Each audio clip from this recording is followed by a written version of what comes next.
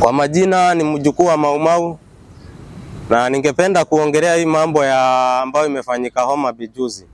Kwa sababu Homa Bay tunaambiwa ni base ya two-term. Tunaambiwa wale wako broad based government. Peter Karuma anatoka huko. Wanga anatoka huko. Na wao ndio wamechukua vijana wanawapatia shilingi 4,000 na mapanga. Sasa hizo 4,000 na mapanga zilikuwa zinapeanwa zikakate nani? Kwa sababu tulishuhudia vijana wakipigana wenyewe kwa wenyewe, mirengo tofauti ya vijana. Kuna vijana ambao wanataka Sifuna akuje na kikosi yake, na kuna vijana ambao wamelipwa wamzuie Sifuna kuja. Hiyo inamaanisha ni kwamba Homa Bay yote ni one term, Nyanza ni one term, lakini hawa viongozi wa Nyanza ambao wanalishwa na Ruto wamekula wameshiba, hawa ndio wanakoroga wananchi. Na mimi nimefurahi sana nilipoona vijana wakimtetea Sifuna pale Homa Bay. Kwa sababu Sifuna hana uadui na watu wa Homa Bay. Sifuna sio mkabila, Sifuna sio Mkikuyu. Sasa mapanga mumepeana zikakate mashemeji zenu. Hayo magari yenye yameharibiwa, hayo magari yenye yamechomwa, yote ni ya Wajaruo. Hizo hoteli ambazo zilikuwa zinaenda kuvurugwa na vijana ni za Wajaruo. Wenye wanafanya kwa hizo hoteli ni Wajaruo.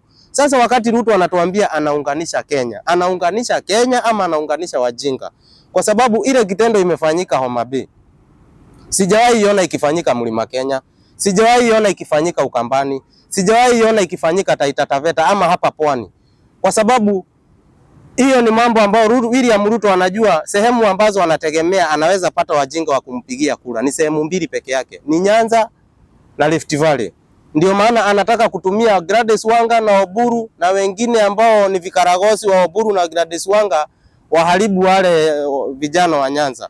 Lakini wananchi kutoka Nyanza washaamua, washafanya maamuzi yao, na maamuzi yao ni one term. Sasa mimi nilikuwa nauliza, kama Gladys Wanga kweli anaamini Ruto atarudi kwa uongozi, kwa nini awanie ugavana? Ugavana anawania ya nini? Kwa sababu hii ugavana yake ndio inaleta shida. Kama Oburu anajua yeye ndiye mwenye ODM, kwa nini anapiga Orengo vita? Kwa sababu Oburu anapiga Orengo vita. Wanga anapiga Sifuna vita. Wanga anapiga Babu Owino vita. Kwa sababu Oburu anataka kucontrol Nyanza. Wanga na yeye anataka kurudi kwa ugavana. Kama yeye kweli anajiamini ni governor kweli na amefanyia watu wa Homa Bay maendeleo, na ameingia broad based, amepelekea watu wa Homa Bay maendeleo, kwa nini tena uwapatie 4,000 na mapanga? Alafu baadaye mkisimama kwa mikutano pale mnasema wewe Uhuru Muigai wa Kenyatta wachana na hawa vijana, wewe ndio unasumbua serikali. Sasa Uhuru anasumbua serikali aje? Uhuru hakupeana 4,000, Uhuru hakupeana mapanga, Uhuru hakuwa Homa Bay, na Uhuru hana gari hata moja ilichomwa. Zile magari zimechomwa, hakuna hata ya Sifuna hata moja. Wewe umepeana pesa vijana wakavuruge wananchi wenyewe kwa wenyewe. Magari zimechomwa za wananchi wa kawaida, na hao wananchi utakuta hata labda ni watu tam, utakuta ni wa broad based. Lakini huyo mtu umemchomea gari, huyo mtu hawezi pigia Ruto kura, hata umpatie nini hawezi pigia Ruto kura, kwa sababu amejua wale wanaounga Ruto mkono ni wajinga. Ukipata mtu anaunga Ruto mkono akiwa mmoja, huyo ni mjinga. Wakiwa wawili wanaitwa two term ama vikaragosi. Wakiwa watatu na zaidi wanaitwa wafuasi wa UDA ama wafuasi wa Ruto. Na sisi hatujamkataa Ruto kwa sababu Ruto ni mbaya. Hapana, Ruto si mbaya, tabia zake ndio mbovu. Tabia zake zinakaa za mnyama. Na sisi tumekubali Uhuru kwa sababu hata kama Uhuru ni mbaya, Uhuru ako na presidential decree, ako na tajriba ya uongozi. Ndio maana unaona walimtoa, alitoka kwa uongozi ameenda amelitaya, lakini bado Ruto anamupiga vita. Wewe Ruto bwanako alikuacha na umepata bwana mwingine. Kwa nini unashindwa kumpatia huyo bwana yako vizuri?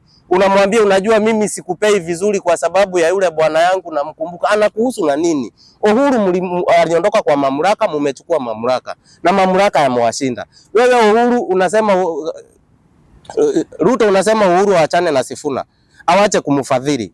Kama wewe Ruto unajua hiyo position ni mapema, utawashinda na mapema, hawana agenda. Kwa nini tena utumane mapanga wakapigwe? Kwa nini utumane wakazuiwe kwa mikutano yao? Hiyo ni kumaanisha ya kwamba William Ruto haogopi kwenda nyumbani. William Ruto anaogopa kwenda jela. Hata ukiangalia hii agenda yake ya 2060 hii ni historia ya sungura kuzaa ndovu. Hizi ni ndoto za wabunuasi. Kwa sababu Kibaki agenda yake aliitoa 2008. Agenda ya Vision 2030 ya Kibaki ilitolewa 2008. Kibaki akiwa muhula yake ya mwisho alikuwa hawani Ruto ametoa ajenda yake kabla hajatoka, hata kabla ya Vision 2030 kufika. Angengoja ifike ndio atoe aweke hiyo yake, lakini William Ruto anajua anaenda nyumbani. Ndio maana ameunda haka kasungura kanaitwa Vision 2060 awakoroge nayo, na ukiangalia ile sungura vile imetengenezwa ni ya kumlinda Ruto asiende jera na hawa vikaragosi wake. Kwa sababu William Ruto hafai kutundia gari nyingine, anatuambia Vision 2060. Unafaa utuambie kwa hii miaka 4 umefanya nini? Na kwa hii mwaka mmoja ambao unangojea tukutoe, unatarajia kufanya nini? Lakini usituambie mambo ya 2060 na wewe tunakupeleka nyumbani 2027. Hiyo ni wazimu. Wewe unatuambia mambo ya 2060 na vijana ulioua hujasema hapo. Kwa hiyo vision ya agenda ya Vision 2060 wanahusishwa vipi? Hujatuambia mambo ya SHA na matibabu inahusishwa vipi? Hujatuambia mambo ya elimu inahusishwa vipi? Hujatuambia hawa polisi ambao wanateka watu nyara wakiwaua wamehusishwa vipi kwa hiyo vision? Hujatuambia hawa vijana kutoka Nyanza wanashikwa wakikufia police station. Hujatuambia nao mambo yao itashughulikiwa vipi? Kwa hivyo hii ni kitu ambao haisaidii mwananchi. Hii Vision 2060 ni ya kusaidia Ruto na vikaragosi wake. Na sisi wa Kenya tushasema agenda yetu ni Edwin Sifuna. Na Edwin Sifuna amefanya mambo ya opposition imekuwa rahisi. Amefanya shughuli za opposition zimekuwa rahisi, ndio maana anapigwa kila mahali akienda. Kwa sababu saa hii opposition wanatafuta deputy president. President tushampata ambaye akona dikiri, akona tajriba ya uongozi. Si president kama Ruto bwana. Ruto ni kinyang'anyi kikaragosi. Anakupea kazi tena akupangie vile utafanya. Walituambia wameng'oa Gachagua kwa sababu Gachagua ni mkabila na ni mbinafsi. Wakaweka Kindiki. Wakatuambia huyu Kindiki atakuwa anaitika hata kabla hajaitwa. Huyu ni mzuri. Huyu anaimba nyimbo hata nyimbo ambazo hajui ni za wapi. Huyu hata Ruto akikohoa anaitika. Huyu ni Mr. Yesa na huyu ataunganisha Kenya. Sasa saa hii William Ruto na vikaragosi wake wanapanga kumung'oa Kindiki. Sasa tunangoja tuone ile mada ama ile jina ambayo mtambandika, kwa sababu Gachagua mlimbandika mkabila, mkambandika mbinafsi. Sasa huyu Kindiki tunangojea tuone mtamubandika nini, kwa sababu nyinyi wenyewe mlituambia yeye ndiye anafaa na yeye ndiye akona tajriba za kuunganisha Wakenya wakiwa na Ruto. Sasa hii mnataka kumung'oa kwa sababu ya minajili yenu ya kisiasa. Sasa hiyo mambo ndio inafanya tuseme William Ruto, wewe upende usipende, utume Ndindi Nyoro usimutume akaunde chama, wewe utaenda nyumbani. Tuma Ndindi Nyoro aunde chama, tuma Kimani Ichung'wah aunde chama, hao wote ni vikaragosi wako wanaunda chama. Lakini sisi chama yetu tunajua ni sikiza ground DCP na mwenyewe ni Rigathi Gachagua, na huyu ndiye mlituambia ataenda wiki moja asahaulike, mkatuambia ni mkabila. Sasa kama kweli ni mkabila, Kindiki naye amefanya nini? Wewe Ruto ulipokuwa na Uhuru pale, mlikosana na Uhuru kwa sababu ya Raila. Ukaambia Uhuru hapana, huyu mzee akiingia hapa atatuzuia agenda yetu ya Jubilee kuitekeleza. Uhuru akakuvumilia mkamaliza na yeye, hakukufukuza. Wewe umeingia kwa uongozi na Gachagua, Raila akaingia 2018. Mkakosana na Gachagua kwa sababu ya Raila. Na Gachagua akakwambia hapana, huyu mzee atatuzuia tufanye agenda yetu. Ukasema huyu ni mkabila, huyu anataka mambo ya mlima, huyu ni mbinafsi, ukamubandika majina. Na wale wajinga vikaragosi na wale wananchi ambao ni watumwa hawana akili wakakusikiza. Wakasahau ya kwamba wewe William Ruto uliletewa Kindiki na UDA. Hawa kina Kimani Ichung'wah na kina Ndindi Nyoro walikuletea Kindiki. Wewe ukazunguka huko mistuni ukatuletea Gachagua. Na ukaulizwa unataka nani katika hawa wawili na ukawafanyia mtihani. Wewe William Ruto ni fundi. Wewe ulihakikisha ile mbao ambayo unachagua, je, hii mbao itakufaa kwa ufundi wako? Na ukaangalia Gachagua mfuko, ukaangalia Kindiki mfuko. Ukakuta Gachagua, hata vijana wa Gachagua ni matajiri kuliko Kindiki. Kwa hivyo hata Kindiki ukimpatia gari, bado atakuitisha pesa ya campaign. Hiyo ikawa mzee kuliko Kindiki na ni mzee kukuliko. Hiyo ikawa advantage nyingine. Ukaangalia political experience, ukakuta Gachagua alikuwa DO. Huyu Kindiki ametoka shule juzi, hajawahi kuhutubia hata mkutano hata moja. Hiyo ikawa ni advantage kwa Gachagua. Ukaangalia nani akona uadui na Uhuru Kenyatta, nani akona kisasi na Uhuru Kenyatta ndani ya Mlima Kenya kati ya Gachagua na Kindiki. Ukakuta ya kwamba Gachagua amefungiwa milioni 200 na Uhuru Kenyatta, ako na hasira na Uhuru kama wewe Ruto. Kwa hivyo ukajua huyu atanisaidia kupigana na yule adui yangu. Huyu Kindiki hana shida na Uhuru. Kindiki hana chuki na Uhuru, hana kisasi na Uhuru. Kwa hivyo huyu kwa saa hii hata nisaidia. Hii ikawa ni advantage nyingine kwa Kindiki, kwa Gachagua. Ukarudi ukaangalia Kindiki, ukaangalia Gachagua, ukaona Gachagua anatoka Mount Kenya West, Kindiki anatoka East. Gachagua ako nakula milioni 6, Kindiki ako nakula milioni 2. Hiyo ni advantage nyingine uliona kwa Gachagua. Ya 7, ukaangalia tena political mobilization, ukakuta ya kwamba Gachagua ulimjua 1970, zaidi ya miaka 40, na Gachagua amekuwa personal assistant wa Uhuru Muigai wa Kenyatta zaidi ya miaka 15. Kwa hivyo ukakuta Kindiki hana political mobilization, Gachagua ako na political mobilization. Hiyo ni advantage nyingine kwa Gachagua. Ukarudi ukaangalia Kindiki na Gachagua, nani ambaye si mkabila? Najua wewe ni fundi Ruto, uliangalia ukakuta Kindiki si mkabila na si mbinafsi, Gachagua ni mkabila. Kwa hivyo Kindiki ukampatia 1/10, Gachagua ukampatia 9/10. Na William Ruto wewe mwenyewe ukaamua kuseto kwa Gachagua na ukaambia kina Kipchumba Murkomen, kina Faruku Kibet, kina Oscar Sudi, ukawaambia mimi nimedecide and it is over. Ukaamua kuseto na mkabila ambaye amepata 9/10. Ukaacha yule ambaye si mkabila amepata 1/10.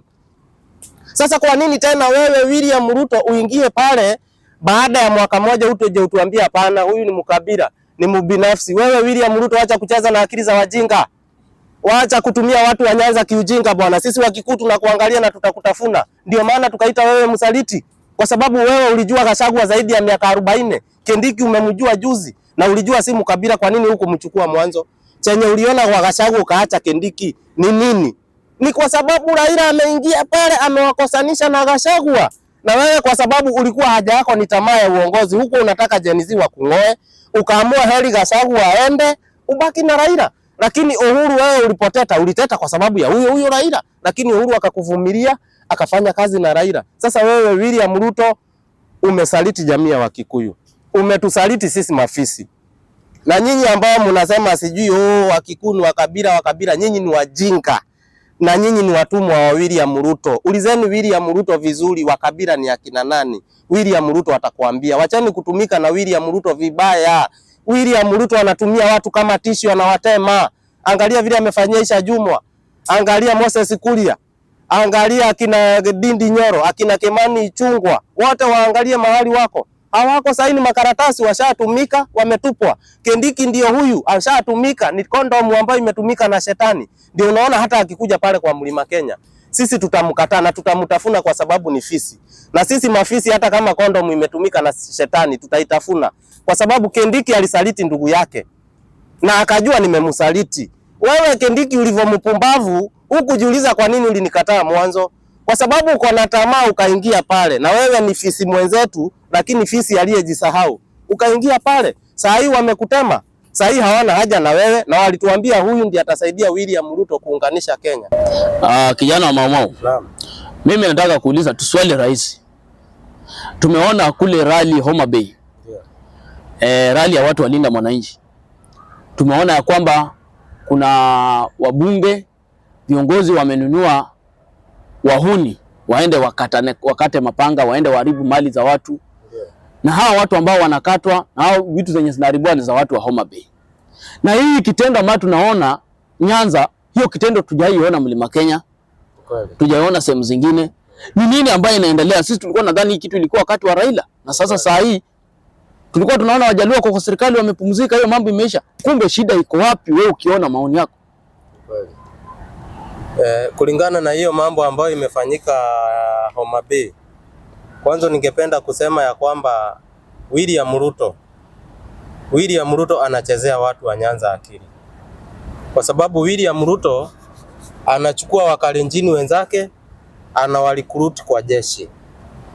Halafu anachukua watu wa Nyanza ambao ni Wajaruo anawapa 4,400 anawalikuruti na mapanga na michale na mawe wapigane wenyewe kwa wenyewe. Ndio maana nimekuambia William Ruto anacheza na akili za watu. Na unajua kama mtu amekudanganya mara ya kwanza, huyo mtu huwa ni muongo. Akikudanganya mara ya pili, wewe mwenye umedanganywa, wewe ni mjinga. Kwa sababu gani? Ukiangalia kule mlima, wale watu tunaambiwa ni wakabila na ni mafisi. Lakini hawa wa Kabila hakuna siku wamechukua mapanga wakapigana. Mount Kenya East na West hakuna siku utasikia wamechukua mapanga, mawe, wanapigana wananchi kwa wananchi.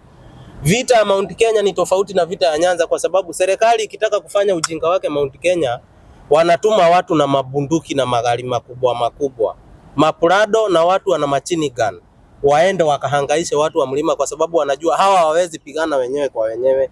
Hawa mpaka sisi wenyewe twende tukawatishe na mabunduki.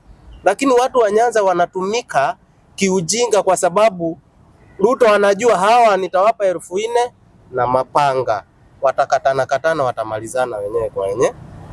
Ndio nikakwambia Ruto haunganishi wa Kenya, anaunganisha wajinga.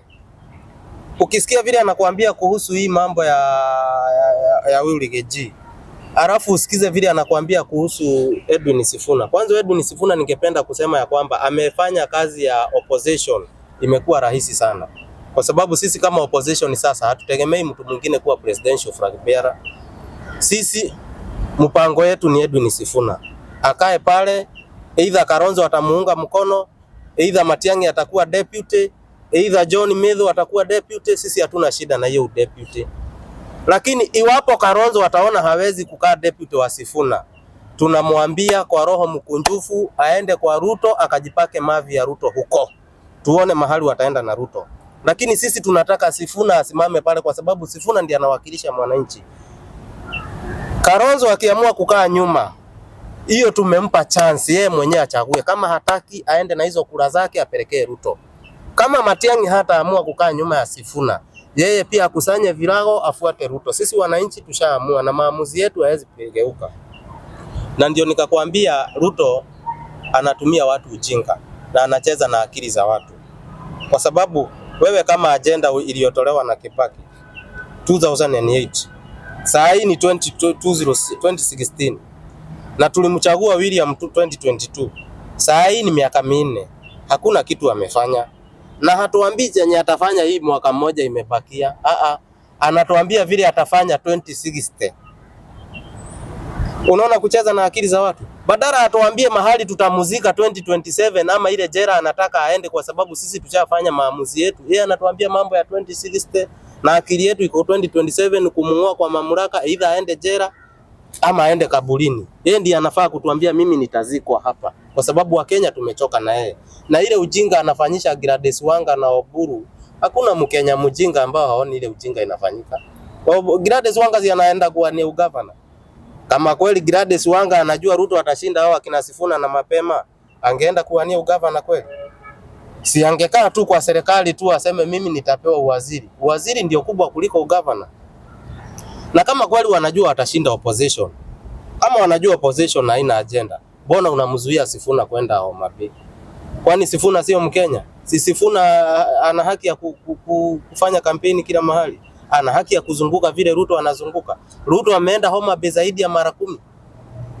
Hata 10 ni kidogo, lakini Sifuna anazuiwa tu kwenda mara moja. Na ukiangalia hii ujinga yote utakuta ya kwamba hii ujinga haiko na mwananchi. Hii ujinga iko na viongozi kidogo, kwa sababu at the last huyo Sifuna aliyekuwa anazuiwa kuingia, mwisho wa kwisha, hata kama alibadilisha njia, si aliingia?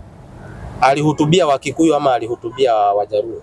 Wajaluo. Si alihutubia Wajaluo. Ile uwanja ilikuwa imejaa na hakupigwa na mawe. Ni kumaanisha viongozi wachache ndio wana ujinga ya kuzuia viongozi wengine kutoka sehemu zingine kuja wapi? Nyanza. Ambao hao viongozi wananunua mapanga na kupea watu 4,000 ndio wanasimama pale kukashifu Kenyatta wakituambia wanaunganisha Wakenya. Sasa kama ukabila, wale wa kabila hawapigani, ni kumaanisha ya kwamba ukabila ni kitu muhimu. Na hata ukiangalia kwa Biblia, hata ukiangalia kwa maandiko yetu ya kidini, utakuta ya kwamba hata Yesu alipokutana na yule mwanamke Msamaria, kuna mambo alimwambia na akawaambia sisi haturuhusiwi. Ukiangalia hata Mungu mwenyewe, Mungu ndiye mwanzilishi wa ukabila katika ile mnara wa Babeli. Kwa sababu Mungu aliangalia akajua nisipotumia ukabila hapa hao watu watanifikia, na Mungu akatumia ukabila kukoroga wale watu na akafaulu. Sasa kama Mungu ndiye mwanzilishi wa ukabila na Mungu alitumia ukabila akafaulu, na Ruto ametumia ukabila kuingia pale kwa ile kiti akafaulu, kwa sababu Ruto alitumia wakabila na akatumia ukabila. Aliletewa Kindiki na akajua usimu kabila, akawekewa Gachagua hapo na akajua huyu ni mkabila na ni binafsi, ni fisi, lakini si alimchagua. Kwa nini akaacha Kindiki na anajua Kindiki ni mtu wa Yesa? Kindiki atakuwa anaitika hata kabla Ruto hajaitana. Kindiki atakuwa anapiga makofi hata kabla Ruto hajaanza kuongea, na saa hizi wanataka kumfukuza. Gachagua walimpaka jina ukabila, wakampaka jina mubinafsi, wakamfukuza. Wakenya wakapiga makofi. Unakuta wale Wakenya ambao wamepakwa, wamejazwa chuki za kikabila na Ruto kwa roho zao, wanakuambia ni Mkikuyu, ni Mkikuyu. Na huyo mtu utakuta hata labda ni Mumijikenda, mwisho wake ni Mariakani. Hajui Mount Kenya iko wapi, lakini anakuambia ni wale Wakikuyu ndio wanatuhangaisha. Hao Wakikuyu unayeongelea, unasahau ya kwamba kuna Wakikuyu asilimia hata hawajui Mombasa ni wapi. Sijui kama unanielewa. Hawajawahi fika Mombasa, lakini kwa sababu William Ruto amekubebea akili yako ndogo, amekujaza chuki ya kikabila kwa roho zako. Uoni shida zinazokukumba, uoni ujinga ambao viongozi wako wanakufanyia. Wanga anafanyia watu wa Homa Bay nini?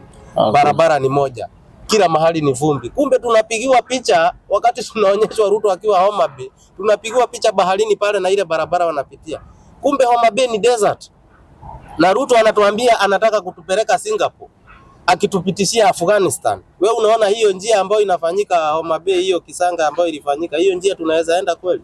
Na kama tunaweza pitia hiyo njia kwenda huko Singapore, hiyo Afghanistan, kuna mtu atabaki akiwa hai kweli?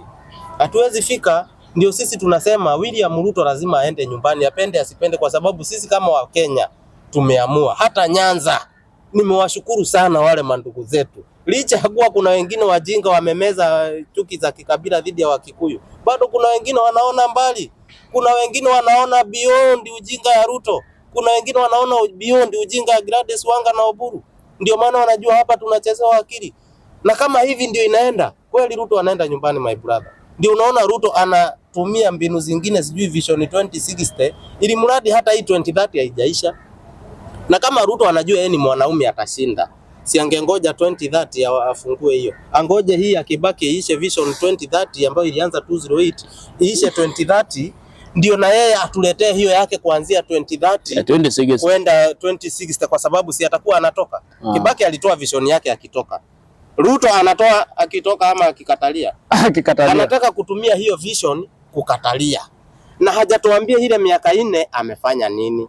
Hajatuambia hii mwaka moja anafanya nini. Wakati alikuwa anazindua hiyo mradi pale KICC, kuna kijana mmoja anajiita Adrian, kijana wa miaka 7. Sijui kama unajua kijana wa miaka 7 ni mtoto wa aina gani. Ni mtoto mdogo sana, miaka 7.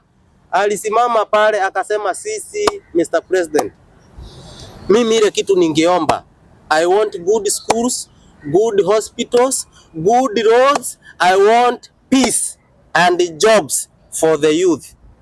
Unanipata? Na ukiangalia hata wale wabunge, ukiangalia hata wale wanasiasa, ukiangalia wale watu wanajiita wasomi walikuwa pale, wamevaa suti na tai na viatu za rangi, walipigia yule mtoto makofi. Lakini wote waliopigia yule mtoto makofi ni wajinga. Kwa sababu gani? Good schools haziwezi tengenezwa na vision ya 2060. Good hospitals haziwezi tengenezwa na vision ya 2060. Yule mtoto alikuwa anamaanisha ya kwamba wewe William Ruto, tutimizie kwanza haya yanatusumbua. Wacha hii ujinga yako wa kutuambia uko na sungura atazaa ndovu 2060. Kwa sababu good schools ziko kwa budget, sio vision 2060. Good hospitals ziko kwa budget, tushakatwa ushuru, pesa ziko huko. Good roads ziko kwa budget. Sio mambo ya kutuambia 2060 sijui ndoto za wabunuasi, ndoto za wenda wazimu na vikaragosi. Sisi hatutaki hizo ndoto. Kama ni ndoto, ndoto yetu ni Edwin Sifuna. So unapotuambia kuhusu sijui ndoto hazieleweki, ndoto za wabunuasi, fikiria chenye yule mtoto aliambia Ruto. Tunataka good schools, good hospitals, good roads, jobs for the youth, na amani ipatikane. Tutaenda wapi hizo vision kama unatuteka nyara na kutuua? Na unaona wale watu walipiga makofi ni kama kuna kitu wameelewa na ni ujinga wako nayo. Yule mtoto anamaanisha ya kwamba pesa za mahospitali ziko kwa budget, lakini wagonjwa wanakufia hospitali, kina mama wanazalia barabarani, ukienda kununua dawa unatumwa chemist. Wanakuambia kwamba mashule, pesa zimetengwa za mashule, lakini pesa za mashule na mahospitali zinaenda kwa maharambee Nyanza na Rift Valley. Faruku Kibeti anaongoza maharambee Rift Valley, yule mwingine naye anaongoza maharambee Nyanza. Oburu na Gladys Wanga na Junet Mohamed. Na zile pesa wanatenga kwa mwezi mmoja zinatosha kuweka mifereji ya maji Nyanza na Rift Valley. Wale watu watumie maji kwa nyumba. Ukiamuka kwa nyumba hivi mfereji ya maji iko hapo. Na hulipi, hakuna mita, hakuna ushuru, ni maji ambayo imetengenezwa na ushuru yetu. Hata hizi nyumba. Kwa nini hii nyumba ijengwe kwa shamba ya serikali? Mfanyakazi akatwe pesa, wewe uje ununue, uilipie miaka 10, na baada ya hiyo kuilipia miaka 10 usidanganywe hiyo nyumba ni yako. Uko na title deed ya hiyo shamba. Kuna title deed ya hiyo shamba. Sasa wale wenye wamepewa nyumba, tuseme wale walipewa nyumba 2025 na William Ruto. Kuna watu walipewa na tukaonyeshwa wamepigwa kwa mapicha na kwa taarifa tukaona wamepewa nyumba na William Ruto. Si wanalipa rent. Hiyo rent inaenda wapi? Kwa sababu wanatoa 6,000, 4,000 wanalipa. Lakini hiyo rent hatuambii inafanya nini? Kwa sababu William Ruto anatuletea miradi si ya kusaidia wananchi, ni ya kumsaidia yeye. Sisi tunataka aweke mradi ambayo inazaa. Mradi ambayo itapunguza hii ushuru yetu. Afanye kama Singapore. Singapore waliita wajasiriamali investors, wakawapatia mashamba na wakawaambia jengeni makampuni zile mnataka. Hizi shamba tumewapa free. Alafu mkimaliza kujenga mujilipe miaka 10 ama miaka kadhaa. Hiyo miaka yenu ya kujilipa ikiisha, hiyo kampuni imebaki ni ya nchi ama si ya nchi? Simekuwa ni ya nchi. Na wajasiriamali investor wakajenga zaidi ya kampuni 3,000 pale Singapore, zaidi ya 3,000 companies, kwa sababu wamepewa shamba na wamepewa ruhusa na wakaambiwa mkijenga hii kampuni muajiri vijana wetu, muwape kazi. Vijana watapata kazi. Hata kama huyu mtajiri anajilipa miaka 10, mwisho wa kusha hiyo kampuni ni ya serikali. Sasa Ruto hafanyi hivyo. Anaenda anatafuta wale marafiki ambao walikuwa wanauza kuku nao na kuiba mayai, akina Chivara kutoka Zimbabwe, akuje awauzie tayari investment ambao Wakenya washakamilisha kama airport. Airport imekatwa tangu wakati wa mkoroni mpaka saa hii. William Ruto haionei maana anataka kuiuza. Unapata? Kama Chivao kweli ni mwanaume, kama Chivao kweli ni bilionea, vile alivyo vile tunavyoambiwa, kwa nini asipelekwe Kinango huko Mariakani? Aambiwe shamba ni hii eka 50,000. Jenga, hata ukitaka kujenga uwanja wa ndege ambao inaenda mpaka India, jenga. Hiyo tumekupatia. Ajenge from the start. Ajiri watu, ape watu kazi, tujue Kenya tumeongeza uwanja ingine ya ndege.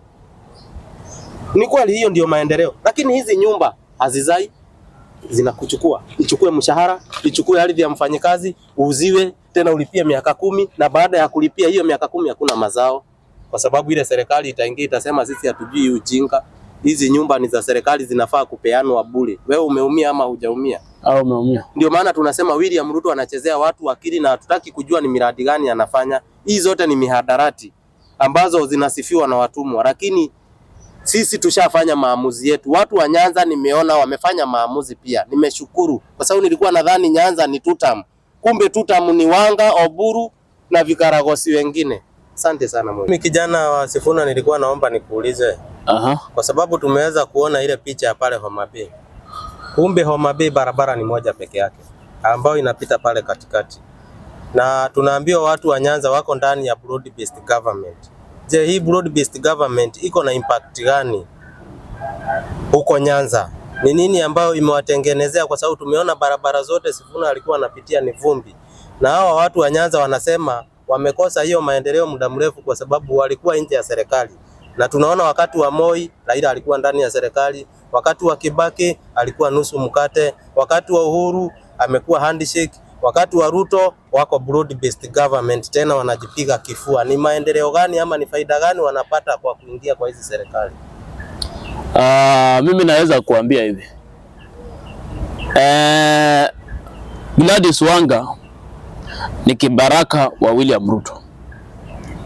Na nikisema Gladys Wanga ni kibaraka wa William Ruto, mimi I think naweza sema ya kwamba wale wananchi ambao wako upande wa Homa Bay ndio wanadanganywa.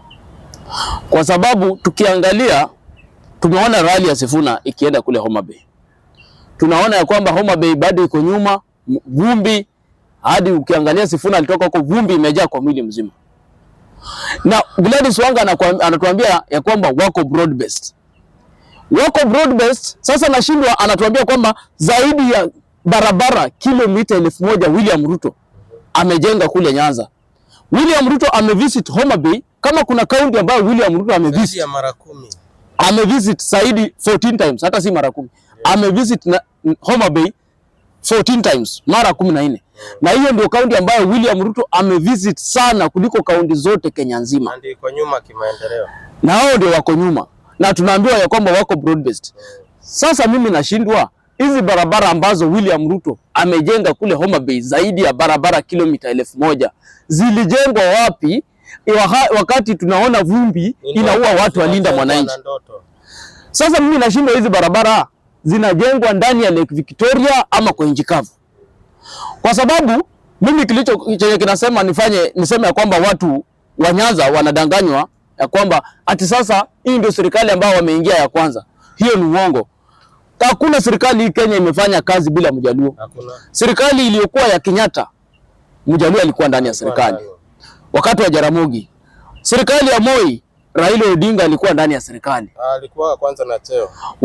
Wakina Robert huko walikuwa kwa serikali. Walikuwa ndani.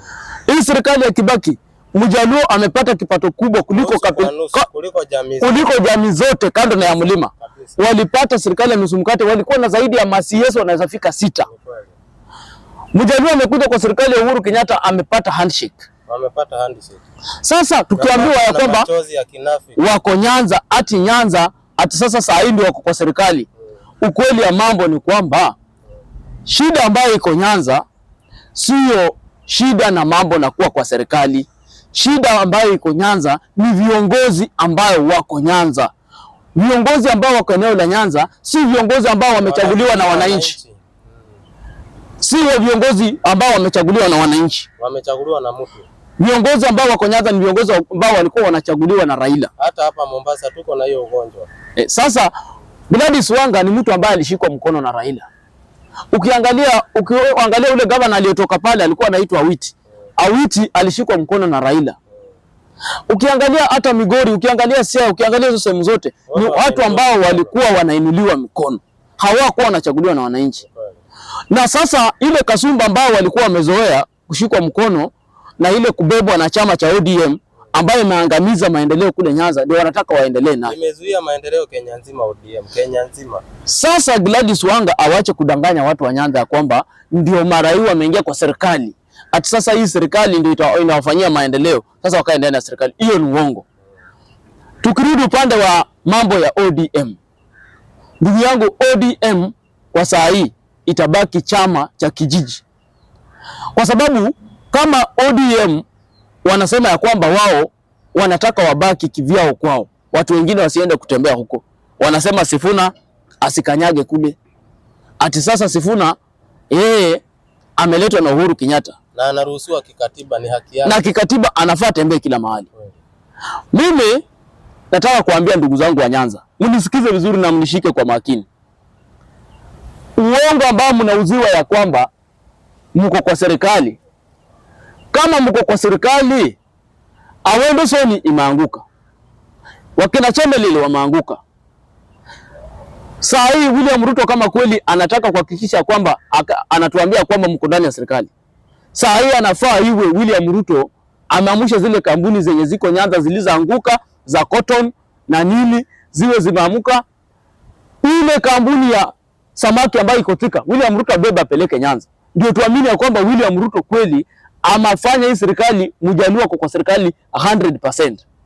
Awache kudanganya watu wa Nyanza. Kwa sababu sisi kama watu wa Western, sisi tumekubali tuko nje ya serikali. Nyinyi mnasema mko ndani ya serikali.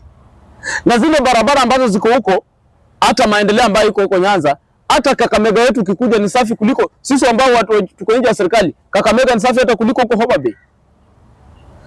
Na ile mambo ambayo imeshakuwa ikifanyika na viongozi kudanganya wananchi mara kwa mara. Sisi tunasema tawe. Western sisi tunasema tawe. Sisi tutakufa na Mheshimiwa Edwin Watenya Sifuna. Na nyinyi kama mmezoea kukaa kwa upinzani, mtazidi kukaa kwa upinzani.